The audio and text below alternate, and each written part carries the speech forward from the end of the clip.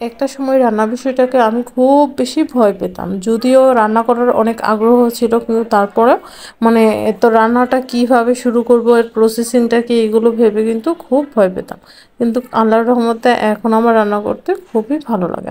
তো আসসালামু আলাইকুম, welcome back to my other cooking video. আজকে আপনাদের সঙ্গে সিঙ্গারার রেসিপি নিয়ে হাজির হয়ে গেলাম। এখানে নিয়ে নিলাম সিদ্ধ আলু, সিদ্ধ করা ছোলা নিয়ে নিলাম, রসুন কুচি, আদা কুচি, পেঁয়াজ কুচি এবং শুকনো মরিচ, আর নিয়ে নিলাম আটা ময়দা যে যাই নেন না কেন, আমি নিয়েছি আটা।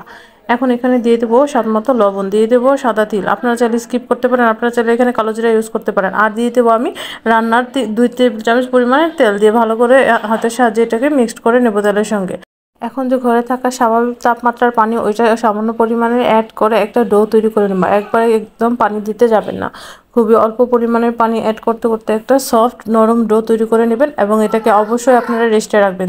তখন দেখবেন ডোটা আরও অনেক বেশি সফট হয়ে গেছে, এবং আপনারা খুব সহজে এটাকে বেটে নিতে পারবেন, এবং অনেক তাড়াতাড়ি আপনারা এটা তৈরি করে নিতে পারবেন। এখন উপর থেকে 1 টেবিল চামচ পরিমাণ তেল দিয়ে হালকা আর একটু মথে এটাকে ঢাকনা দিয়ে ঢেকে একপাশে রেখে আমি চলে যাব এটা পুর তৈরি করতে। পুর তৈরি করতে করতে এটা যথেষ্ট সময় পেয়ে যাবে রেস্ট করার জন্য। সো এখন রান্নার জন্য চলে গেলাম। এখন এখানে প্রথমে বসিয়ে দেবো একটু কড়াই বসিয়ে এখানে পর্যাপ্ত পরিমাণে তেল দিয়ে দেবো। অনেক বেশি যে তেল ইউজ করা লাগবে তা কিন্তু না, 1 থেকে 2 টেবিল চামচ পরিমাণে তেল দিলেই হবে। এটা গরম হয়ে গেলে এখানে দিয়ে দেবো রসুন কুচি, আদা কুচি, শুকনো মরিচ, পাঁচ ফোড়ন দিয়ে ভালো করে নেড়ে চেড়ে একটু হালকা ব্রাউন কালার নিয়ে আসবো। হালকা ব্রাউন কালার যখন চলে আসবে তখন এখানে আমি পেঁয়াজ কুচিটা অ্যাড করে দেবো। আমি কিন্তু এখানে কোনো প্রকার বাটা মশলা ইউজ করি না, আপনারা চাইলে অবশ্যই এখানে বাটা মশলাটা ইউজ করতে পারেন। আমার কাছে এইভাবেই সহজ ইজি লাগে, যার কারণে আমি এইভাবেই তৈরি করেছি। আর হ্যাঁ, আপনারা চাইলে আলুটাও সিদ্ধ না করে কুচি কুচি করে নিতে পারেন, এখানে একসঙ্গে সিদ্ধ করে নিতে পারেন। এখন চলে যাব পরবর্তী স্টেপে। এখন এখানে দিয়ে দেবো সিদ্ধ করে রাখা আলু, দিয়ে দেবো ছোলা, দিয়ে এখানে স্বাদ মতো লবণটা অ্যাড করে দেবো। অবশ্যই লবণটা বুঝে শুনে অ্যাড করে দেবেন। আর দিয়ে দিলাম 1/2 টেবিল চামচ পরিমাণে মশলা। আর হ্যাঁ, আমি কিন্তু এই রান্নাটাতে কোনো প্রকার পানি অ্যাড করব না, যেহেতু আমার আলু এবং ছোলা দুইটাই সিদ্ধ করা। জাস্ট এইটাকে আমি নেড়ে চেড়ে একটু পানিটাকে একদম শুকিয়ে একটা পুর তৈরি করে নেব, অনেকটা ভর্তার মতো। আমি কিন্তু আরেকটু ভাজা কাঠির সাহায্যে এটাকে আলুটাকে ভেঙে নিয়েছি। এই যে আমার পুরটা কিন্তু রেডি হয়ে গেছে। এখন চলে যাব পরবর্তী স্টেপে।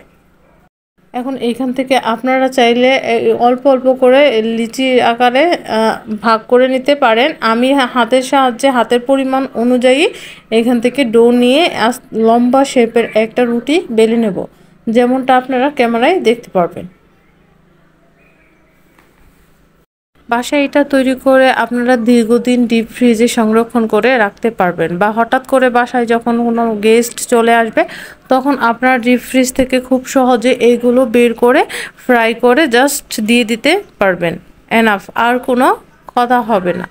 আর হ্যাঁ, আপনারা কিন্তু চাইলে এখানে গরুর মাংসের পুর বা মুরগির মাংসের পুর দিয়েও তৈরি করে নিতে পারেন। তাছাড়াও আবার এখানে গরুর যে ভুঁড়ি বা বট বলা হয়, ওইটাও আপনারা এখানে ইউজ করতে পারেন। ওইগুলো দিয়ে কিন্তু এটা খেতে মাশাআল্লাহ অনেক বেশি মজা হয়ে থাকে। ছাড়াও খুব শীঘ্রই আমি কিন্তু আরেকটি নতুন সিঙ্গারার রেসিপি নিয়ে হাজির হব। সো ওইটা দেখতে হলে অবশ্যই এখন আমার পেজটাকে ফলো দিয়ে, বা ইউটিউব থেকে দেখে থাকলে আমার চ্যানেলটাকে সাবস্ক্রাইব করে আমার পাশে থাকবেন। আর হ্যাঁ, ভিডিওটি যদি ভালো লাগে তাহলে অবশ্যই কিন্তু লাইক কমেন্ট শেয়ার করতে একদমই ভুলবেন না। আপনারা নিশ্চয়ই দেখে নিয়েছেন আমি কিভাবে সিঙ্গারাটা তৈরি করেছি। একই প্রসেসিংয়ে আমি সবগুলো সিঙ্গারাই তৈরি করে নেব। আমি জানি আপনারা সকলেই সিঙ্গারার ভাঁজটা তৈরি করে নিতে পারেন। আমার সবগুলো তৈরি হয়ে গেছে, যেহেতু এখন আমি কড়াইয়ে তেলটা বসিয়ে গরম করে নেব। হালকা একটু গরম হলেই আমি এখানে একে একে সিঙ্গারাগুলো দিয়ে দেব, এবং এটাকে মিডিয়াম টু লো হিটে ভালো করে ফ্রাই করে নেব, যেন এটা পারফেক্টভাবে কুক হয়। এটা কিন্তু আপনার বিকালের চায়ের আড্ডাটাকে জমিয়ে তুলবে। এটা কিন্তু সকলে অনেক বেশি পছন্দ করে। আমার কিন্তু মেয়েরা এটা অনেক বেশি পছন্দ করে, আমারও তাছাড়া অনেক ভালো লাগে।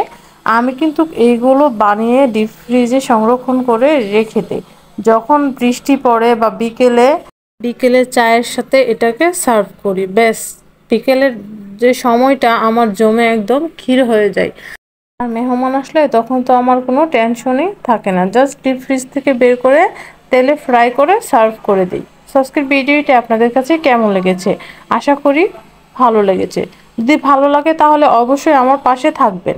আর হ্যাঁ, ভিডিওটি কিন্তু ফ্রেন্ডস এবং ফ্যামিলির সঙ্গে শেয়ার করতে একদমই ভুলবেন না। চাইলে আপনারা কিন্তু ভিডিওটি সেভ করেও রাখতে পারেন, যে কোনো সময় দেখে এটা তৈরি করে নিতে পারেন। সো আজকের ভিডিওটি এই পর্যন্তই। আল্লাহ হাফেজ।